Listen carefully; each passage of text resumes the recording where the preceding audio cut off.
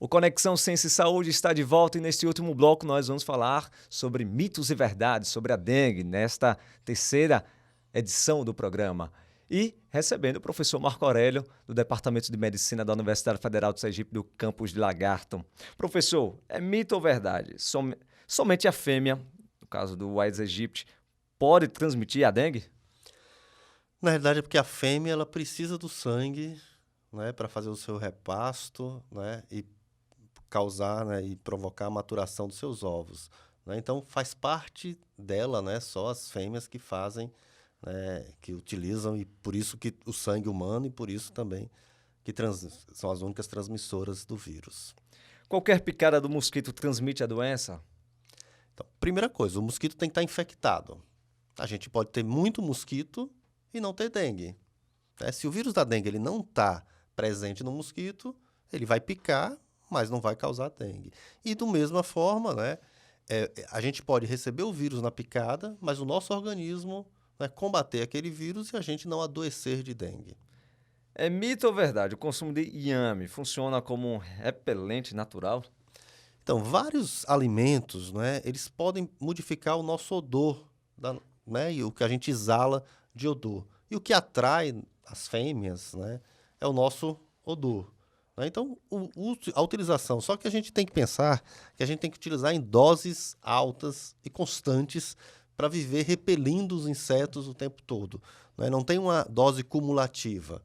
Então, são substâncias que têm sido provadas, né, em alguns estudos que com o odor que exala, acabam afastando as fêmeas, mas elas não podem ser usadas o tempo todo, né? Não pode usar toda a despensa de casa para utilizar como repelente, né? E apesar de ser um alimento saudável, né, traz complicações também no seu uso abusivo, né? Com relacionado ao clima, o frio, por exemplo, mata o mosquito? Então, o frio afasta, né, do ambiente fechado, se a gente for pensar assim, no ar-condicionado, afasta, inibe o voo, né?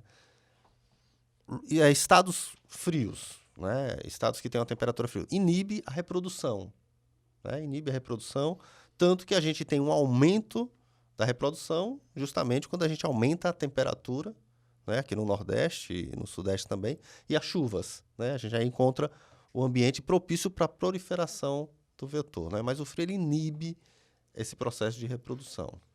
É mito ou verdade? Misturar água sanitária a reservatórios de água ajuda a combater a larva do mosquito da dengue?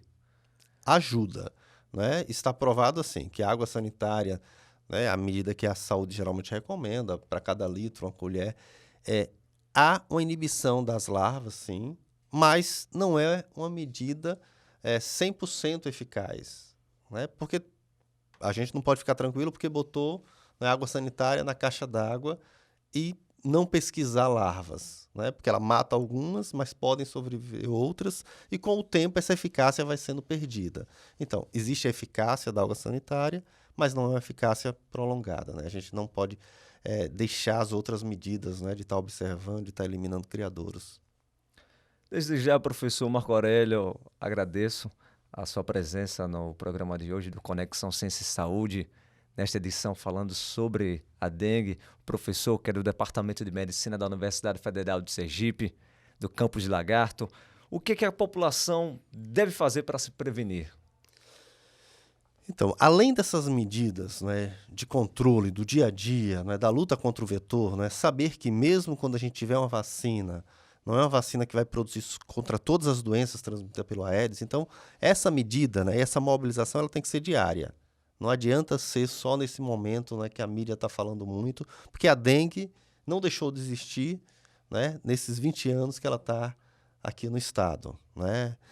E um fato importante também que a população deve saber é estar alerta para os sinais de alarme, né? É lembrar que a dengue não é uma doença benigna, né? É uma doença que merece preocupação, nunca é só dengue, né? A dengue precisa manter uma boa hidratação e procurar o serviço de saúde, né, se a evolução não estiver favorável. Finalizando essa questão do mito e verdade, nós falamos até em outros programas do carro fumacê. É eficiente no combate à epidemia de doenças transmitidas pelo mosquito? Então, o carro fumacê, não é? Ele é importante para diminuir a população de fêmeas adultas, ou de adultos, de insetos adultos. Não é? Ele dá uma diminuída e, com isso, diminui a transmissão quando você está tendo uma epidemia. Mas você não está inibindo o surgimento de novos, né, mosquitos. Então, a destruição, né, não deixar, né, como é o mote da campanha, não deixar o mosquito nascer, seria a coisa mais importante, né? Destruir os focos, né? Mas o carro fumacê, quando a gente tem uma epidemia que está tendo transmissão, pessoas doentes e muito mosquito, você tem um cenário propício a você ter muito mosquito picando gente doente e passando para gente sã. Então, durante epidemias e surtos e casos graves, é importante sim o uso associado do fumacê às medidas de destruição dos focos.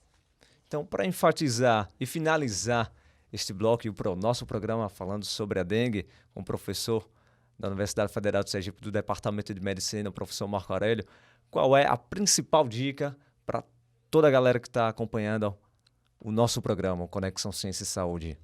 Então, o principal é não deixar o mosquito nascer, né?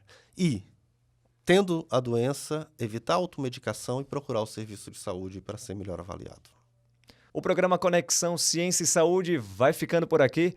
Hoje nós falamos sobre a dengue, recebendo o professor do Departamento de Medicina da Universidade Federal de Sergipe, do Campus Lagarto, o professor Marco Aurélio. E você, fique ligado, fique ligada na próxima edição do programa Conexão Ciência e Saúde.